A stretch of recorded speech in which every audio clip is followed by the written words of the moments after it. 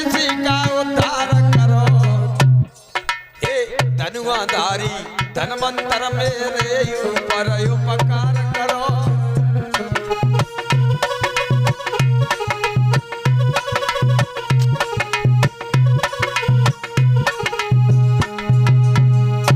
जवाब दिया है बेटा राम, इस तारका राज्य को आप इसका उद्धार कर दीजिए। भगवान कहने लगे हम बिल्कुल नहीं करेंगे। क्यों?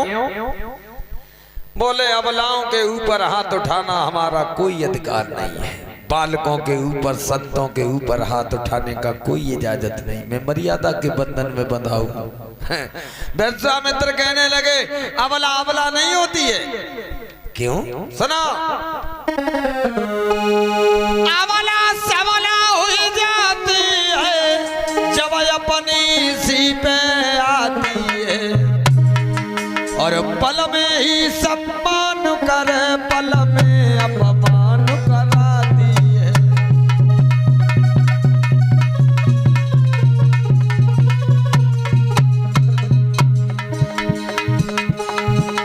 अबला सबला हुई जाती है मोदी भैया जब अपनी सी पे आती है, और पल में ही सम्मान करे पल में अपमान कराती है।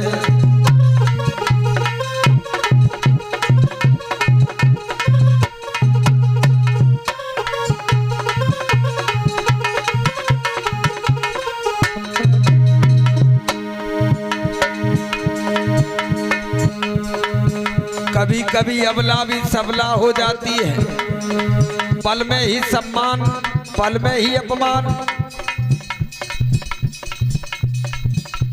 कल दुनिया में हर इंसान का सम्मान हुआ है परिचित जी। तमामन की आज रात्रि में उम्र बढ़ गई, जो मराऊ हते हुए तो एक साल के लिए फिर जिंदा हो गई। सब जिंदगी भरे के रोग कट गए आज, और न की कहा कहें हमारी खुद हाथ खान उम्र बढ़ गई आज। सवेरे हमन जगही हमके भागवत में जाए रहे ने कपड़ा उठाए लाओ, तुम बीमार हो उठाए ना सका तो मरी है। कल पूरे दिन नीकी तरह बोली आज सवेरे हमें साड़ी बदल दिए तो उन्हें दूसरी पहनी, मेरी वाली तो धरी ही रही है। ताज़ा तुम्हें खा लेना देना, हम कहते तो कचुना तो एक काम करो, अब आज बैठी ही मेरी रात में उजल्ला दिनों में पानी डब्बा भर के घम में धत्ती उन्हें गर्म हो जाए ताते हनाइली सही रहे। वो अल्लाह की समर बूद हरो डब्बा बनाओ चाहो तो भर ले ना, काम देखो मरी है सब ठगाई के जा लाते। अबला सबला हुई जाती है और जो अपनी सी पे आती है, अरे पल में ही सम्मान करे पल में अपमान कराती है।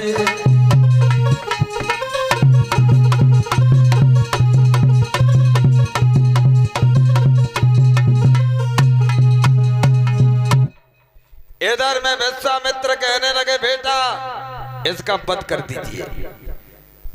तुरंत ही विश्वामित्र की आज्ञा पा करके राम ने कहा है कि गुरुदेव अबलाओं के ऊपर हाथ उठाना कोई मेरा धर्म नहीं, मैं कैसे मारे। विश्वामित्र कहने लगे बेटा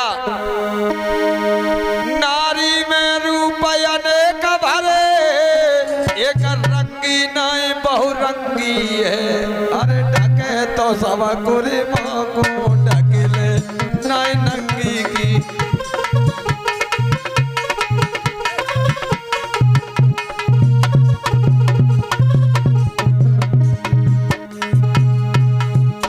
नारी में रूप अनेक भरे और एक रंगी नहीं बहुरंगी है,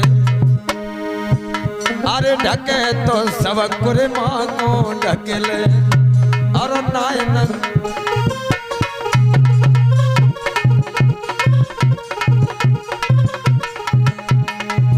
इसलिए मार दीजिए भगवान ने उसी समय विश्वामित्र की आज्ञा का पालन किया, एक ही बाण में ताड़का राक्षसी का वध कर दिया।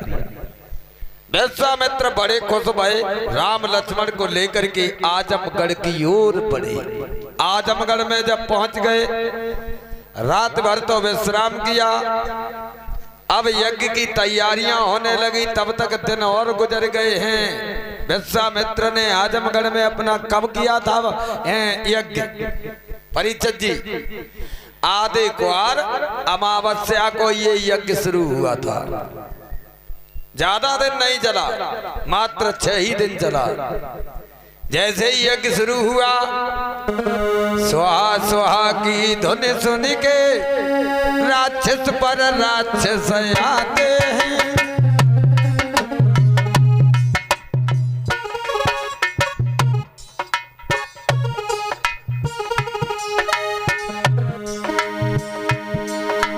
स्वाहा स्वाहा की धुन सुन के राक्षस पर राक्षस आते हैं।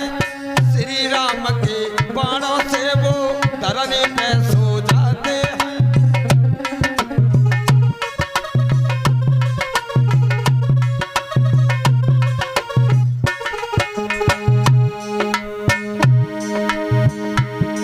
जैसे पतझड़ के मौसम में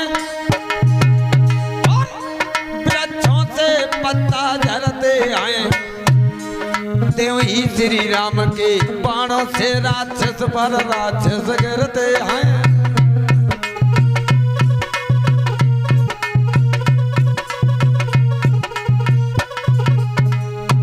जिस तरीके से पतझड़ के मौसम में वृक्षों से पत्ता झड़ते हैं, उसी भांति से राक्षस पर राक्षस जमीन पे गिरते हैं। लेकिन यज्ञ का कुछ नहीं बिगड़ने दिया राम और लक्ष्मण ने।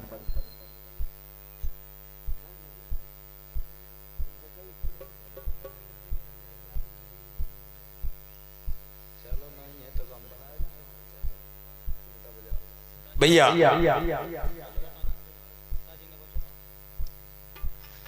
इधर में यज्ञ जब होता रहा, बराबर 5 दिन हो गए हैं परीक्षित जी। यज्ञ के पास में राम और लक्ष्मण ने एक भी राक्षस नहीं जाने दिया।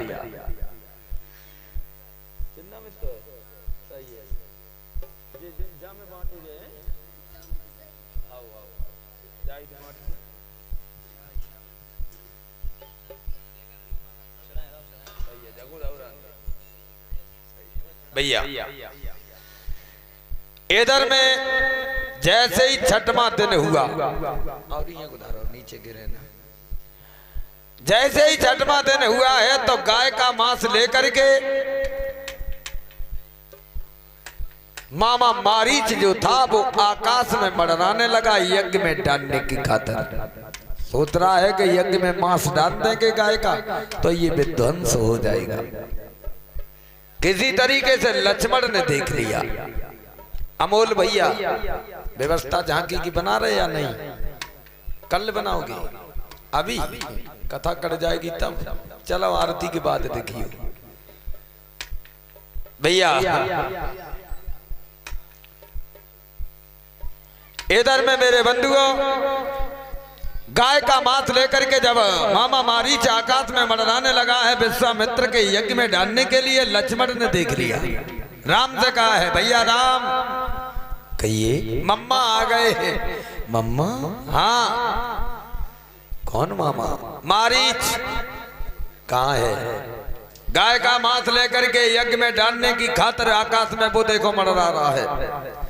राम ने तुरंत ही बाण चढ़ाया और जैसे ही ताना है तो लक्ष्मण ने कलाई पकड़ी और कहा है कि भैया इसे जान से मत मार देना। क्यों? आगे चल के ये बहुत सी लीलाओं में काम आएगा, जिंदा छोड़ दो।